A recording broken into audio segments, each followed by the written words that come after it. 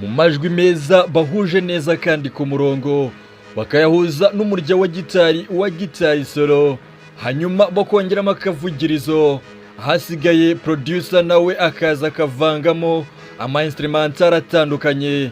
Aba ni abasore bane rwose bahuje neza icyitwa umuziki wa Afropop guturuka muri Kenya.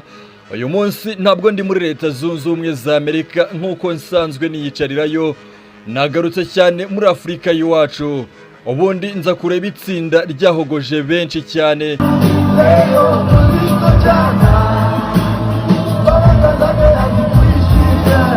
Uru rukundo rero mwaberetse mu bihe bitandukanye mu myaka 17 yose, mwari mumaranye mwumva indirimbo zirimo nka Suzana, zirimo Marani,